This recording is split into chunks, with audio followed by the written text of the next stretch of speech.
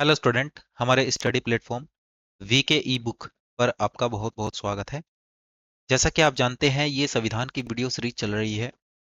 हमने संविधान का परिचय देखा, हमने संवैधानिक विकास देखा और ये चल रहा था हमारा संविधान सभा का टॉपिक। पिछली क्लास में हमने संविधान की बैठकें देख ली थी। पहली, दूसरी और अंतिम बैठक, जितने भी महत्वपूर्ण फैक्ट थे सबको हमने देखा। इस क्लास में हम जो संविधान सभा के द्वारा संविधान निर्माण करने के लिए 22 समितियां बनाई गई थी, ठीक है, अलग अलग कार्य के लिए। तो उस समितियों के अध्यक्ष एग्जामिनर पूछता है, उनको हम देखेंगे। जो महत्वपूर्ण समितियां उनके देखेंगे बस, ठीक है। और उसमें जो प्रारूप समिति है, इन समितियों में जो प्रारूप समिति है वो अपने आप में महत्वपूर्ण स्थान रखती है, उसके बारे में भी हम चर्चा करेंगे। और सभी प्रतियोगी परीक्षाओं में जो पुराने पेपर थे के जो क्वेश्चन पूछे गए उनको हम इसी वीडियो में कवर कर लेंगे। एक तरीके से संविधान सभा का जो टॉपिक है वो आपका कंप्लीट हो जाएगा आज, ठीक है। तो यदि आप चैनल पर नए हैं तो चैनल को सब्सक्राइब कर लीजिए। हम पढ़ा रहे हैं संविधान आपको सभी प्रतियोगी परीक्षाओं के लिए, पिछले पेपरों में पूछे गए प्रश्नों के सहित, ठीक है। चलिए स्टार्ट कर लेते हैं। सबसे पहले हम बात करेंगे प्रमुख समितियां एवं उनके अध्यक्ष की, ठीक है। तो प्रमुख समितियों की अगर हम बात करें और उनके अध्यक्ष, तो एग्जामिनर डायरेक्ट अध्यक्ष पूछता है। जैसे संघीय संविधान समिति, संघीय संविधान समिति, ये जो समिति थी इसके अध्यक्ष जवाहरलाल नेहरू जी रहे। राष्ट्रीय ध्वज संबंधी समिति बहुत ज्यादा इंपॉर्टेंट है, ठीक है, वेरी वेरी इंपॉर्टेंट। इसको एड होक या एड होक समिति, एड होक समिति के अध्यक्ष रहे राजेंद्र प्रसाद, ठीक है। एग्जाम में आपको एड होक देखने को ज्यादातर मिलेगी। या तदर्थ, राष्ट्रीय ध्वज तदर्थ समिति हिंदी में इसको बोलते हैं, ठीक है। संचालन समिति डॉक्टर राजेंद्र प्रसाद, संचालन समिति के अध्यक्ष डॉक्टर राजेंद्र प्रसाद। मौलिक अधिकार, अल्पसंख्यक एवं जनजातीय, इसके अध्यक्ष रहे वल्लभ भाई पटेल, ठीक है। अपवर्जित क्षेत्रों से संबंधित सलाहकार समिति, क्या है? अपवर्जित जो क्षेत्र हैं उनसे संबंधित सलाहकार समिति, इसके अध्यक्ष भी वल्लभ भाई पटेल जी रहे। मौलिक अधिकारों से संबंधित ये कौन सी समिति है? ये उप समिति है, ठीक है, इसको ध्यान रखिएगा, ये उप समिति है। इसके अध्यक्ष रहे जेपी जेबी करपलानी, ठीक है। अल्पसंख्यकों की उप समिति, क्या है? अल्पसंख्यकों की उप समिति, एच सी मुखर्जी इसके अध्यक्ष रहे। और अंत में बात करते हैं प्रारूप समिति की, बहुत ज्यादा इंपॉर्टेंट है प्रारूप समिति के, हम थोड़े बहुत फैक्ट भी देखेंगे। इसके अध्यक्ष रहे डॉक्टर भीमराव अंबेडकर जी, ठीक है। तो सभी जो इम्पोर्टेंट समिति थी मैंने आपको वो बता दी है। नेक्स्ट हम बात करेंगे प्रारूप समिति की। जैसा मैंने आपको बताया कि प्रारूप समिति अपने आप में इम्पोर्टेंट स्थान रखती है, ठीक है। तो 7 सदस्य थे इस समिति में, इसको ध्यान रखिएगा। कितने? 7 सदस्य। इस समिति का गठन कब किया गया? प्रारूप समिति का, तो ये एग्जामिनर ने पूछा है। 29 अगस्त 1947 को प्रारूप समिति बनाई गई थी। डॉक्टर भीमराव अंबेडकर जी इसके अध्यक्ष रहे, ये मैंने आपको बता दिया। एन गोपाल स्वामी अय्यर इसके सदस्य थे। अलादी कृष्णा स्वामी अय्यर, ये इनके सदस्य थे। कन्हैया लाल मणिकलाल मुंशी जी इनके सदस्य थे। और दो फैक्ट बहुत ज्यादा इंपॉर्टेंट है। एक तो बी एल मित्र, ये इनके सदस्य थे। इन्होंने क्या किया? इन्होंने इस्तीफा दे दिया था। तो इनके इस्तीफा देने के बाद इनको सदस्य बनाया गया प्रारूप समिति में, एन माधव राव, ठीक है, बहुत ज्यादा इंपॉर्टेंट है, ध्यान रखिएगा ये फैक्ट, ठीक है, एग्जामिनर ने पूछा है। डीपी खेतान थे, डीपी खेतान थे, इनकी मृत्यु हो गई थी, इसलिए इनके बाद कृष्णमाचारी जी, ठीक है, इनको सदस्य बनाया गया प्रारूप समिति का, ठीक है। तो दोनों फैक्ट ध्यान रखिएगा। इसके बाद कौन प्रारूप समिति के अध्यक्ष बने? सैयद मोहम्मद सादुल्ला, ये भी प्रारूप समिति के सदस्य थे, ठीक है। तो सारे के सारे सदस्य और अध्यक्ष मैंने आपको प्रारूप समिति के बता दिए हैं, बहुत ज्यादा इंपॉर्टेंट ये, ठीक है। इसके बाद हम बात करते हैं एग्जाम में पूछे गए बार बार फैक्ट। प्रारूप जो समिति थी, ठीक है, सभी समितियों में सबसे महत्वपूर्ण समिति थी, ये मैंने आपको बता दिया। प्रारूप समिति सबसे ज्यादा महत्वपूर्ण थी। संविधान के प्रारूप पर, संविधान का जो प्रारूप बनाया प्रारूप समिति ने, उस पर कितने दिन बहस चली, एग्जामिनर ने पूछा है। तो 114 दिन बहस चली थी। ठीक है।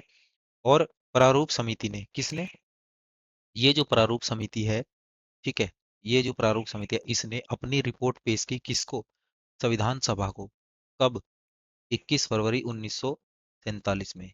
ठीक है। तो ध्यान रखिएगा, प्रारूप समिति ने संविधान सभा को अपनी रिपोर्ट दी थी, उसकी डेट थी 21 फरवरी 1948। प्रारूप समिति को अपवहन समिति क्या कहा, अपवहन समिति। अपवहन समिति कौन कह रहा था प्रारूप समिति को, ये क्वेश्चन पूछा है एग्जाम ने। तो निजारुद्दीन अहमद, इन्होंने जो है अपवहन समिति कहा था प्रारूप समिति को। संविधान सभा को किसने, क्या मूर्त रूप, ठीक है, किसने प्रदान किया, जवाहरलाल नेहरू जी ने किया। ये जो फैक्ट है मैं आपको बता रहा हूँ, ये एग्जाम में डायरेक्ट पूछे गए हैं, इसलिए इनको बिल्कुल भी छोड़ना नहीं है। ठीक है। संविधान सभा को हिंदुओं का निकाय, क्या, हिंदुओं का निकाय किसने कहा था, लॉर्ड विस्काउंट ने।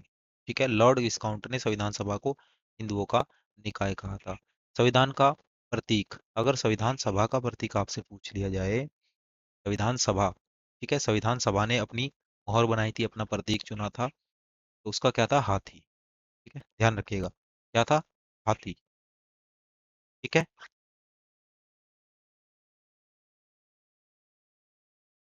इसके बाद संविधान को बनाने में जो समय लगा था, यदि एग्जामिनर पूछे कि संविधान को बनाने में समय लगा था, हालांकि बहुत पुराना क्वेश्चन हो चुका है ये वाला, लेकिन हो सकता है कि पूछ लिया जाए।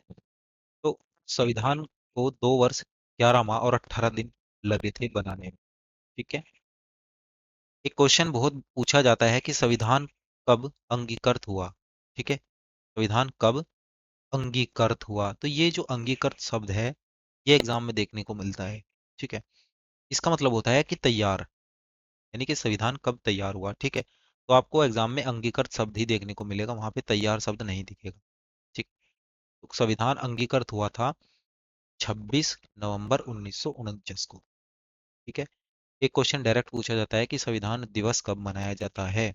बहुत बच्चे 26 जनवरी 1950 को टिक कर देते हैं, लेकिन संविधान जो दिवस है वो 26 नवंबर 1949 को मनाया जाता है, क्योंकि इस दिन संविधान बनकर तैयार हो गया था। ठीक है। संविधान लागू कब हुआ, अगर लागू पूछे, संविधान लागू पूछे, तब बताएंगे आप 26 जनवरी 1950 को संविधान लागू हो गया। ठीक है। इसके बाद एक और क्वेश्चन है कि जो मूल संविधान है क्या है, यानी जिस समय संविधान बना, पहला जो संविधान था मूल संविधान, ठीक है, उसको लिखा गया इंग्लिश में किसके द्वारा, उनका नाम पूछा है। तो उनका नाम है प्रेम बिहारी नारायण रायजादा। इन्होंने अपने हाथों से उसको लिखा था। ठीक है। क्वेश्चन ये पूछा गया कि इन्होंने जब अपने हाथों से लिखा तो किस स्टाइल में लिखा था इन्होंने संविधान को। जो संविधान की कॉपी इन्होंने लिखी थी, वो लिखी थी इन्होंने इटैलिक स्टाइल में।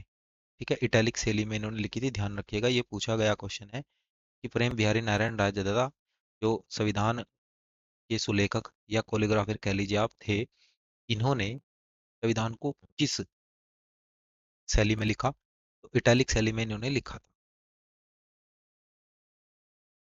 मूल संविधान में, मूल संविधान में चित्र सुलेखक कौन है, नंदलाल जी। ठीक है, चित्र सुलेखक का मतलब संविधान में जो लाइनें वगैरह बनाई गई, जो छोटे बड़े चित्र बनाए गए, उसकी बात हो रही है। ठीक है, तो वो थे नंदलाल जी जिन्होंने ये काम किया था। दोनों ज्यादा इंपॉर्टेंट क्वेश्चन है, दोनों को ध्यान रखिए। चलिए नेक्स्ट बढ़ते हैं। राष्ट्र ध्वज का प्रारूप अपनाया गया 22 जुलाई 1947 को। राष्ट्र ध्वज का जो प्रारूप था वो कब अपनाया गया, 22 जुलाई 1947 को।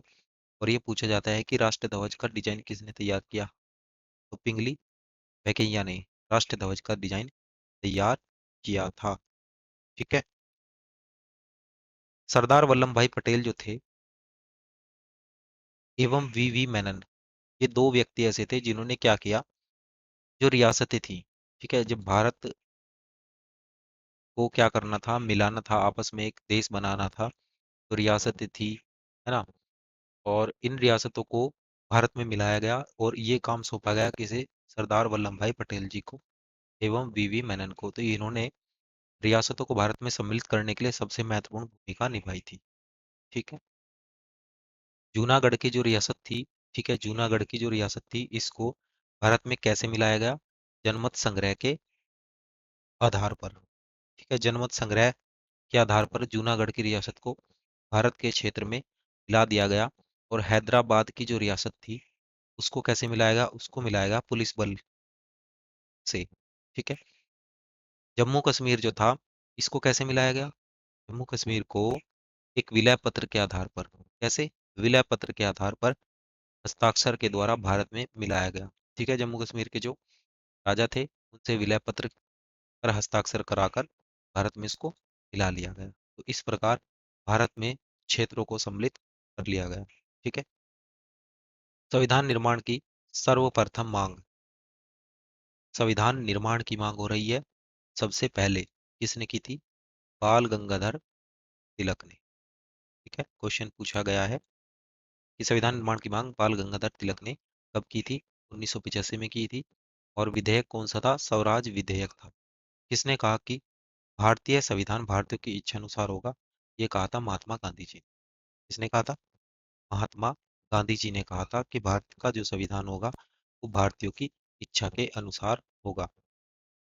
ठीक है, आगे बढ़ते हैं। क्या कह रहा है? संविधान सभा के निर्माण पर सर्वप्रथम विचार करने वाली अगर पार्टी पूछे आपसे, संविधान सभा जो थी उसका निर्माण पर सर्वप्रथम विचार करने वाली जो पार्टी थी, विधानसभा में आपको पढ़ा चुका हूँ, लेकिन उसके निर्माण पर सबसे पहले विचार किसने किया था? उस पार्टी का नाम था राजनीतिक दल। अगर पार्टी पूछे तो आप बताएंगे स्वराज पार्टी। 1924 में इन्होंने ये मांग की थी। ठीक है, विचार किया था। पार्टी के अध्यक्ष रहे चित्तरंजन दास और महासचिव रहे मोतीलाल नेहरू। संविधान सभा के विचार का प्रस्ताव, संविधान सभा जो थी उसका जो विचार था उसका प्रस्ताव सर्वप्रथम व्यक्तिगत रूप से, कैसे? व्यक्तिगत रूप से, ध्यान रखिएगा, व्यक्तिगत क्वेश्चन यहीं से बनेगा वरना कंफ्यूजन होगा कि सबसे पहले क्या पूछ रहा है। ठीक है, व्यक्तिगत रूप से प्रस्ताव जो रखा था सबसे पहले संविधान सभा के विचार का, इनका नाम था एम एन रॉय। 1934 में इन्होंने ये प्रस्ताव जो है, विचार जो है रखा था। ठीक है, एम एन रॉय इनका नाम था, बहुत ज्यादा इंपॉर्टेंट है। 1935 में भारतीय राष्ट्रीय कांग्रेस ने संविधान सभा के गठन की आधिकारिक, क्या आधिकारिक, ठीक है, क्वेश्चन यही पूछा जाएगा कि संविधान सभा के गठन की आधिकारिक मांग किसने की थी? तो आधिकारिक जो मांग की थी वो भारतीय राष्ट्रीय कांग्रेस ने की थी। कब की थी? 1935 में की। यही मांग उन्होंने 1935 में क्या किया, इस मांग को लेकर ये कहाँ चले गए? फैजपुर महाराष्ट्र के अधिवेशन में, वहां पे इन्होंने मांग रखी। और इसकी जो अध्यक्षता की थी जवाहरलाल नेहरू ने की थी। और ये जो अध्यक्षता वाला क्वेश्चन है ये पूछा गया है। ठीक है, महाराष्ट्र का जो फैजपुर अधिवेशन हुआ था उसकी अध्यक्षता किसने की? जवाहरलाल नेहरू ने की थी। संविधान का निर्माण कैसे? वैश्यक मताधिकार, बात किसकी हो रही है? संविधान की।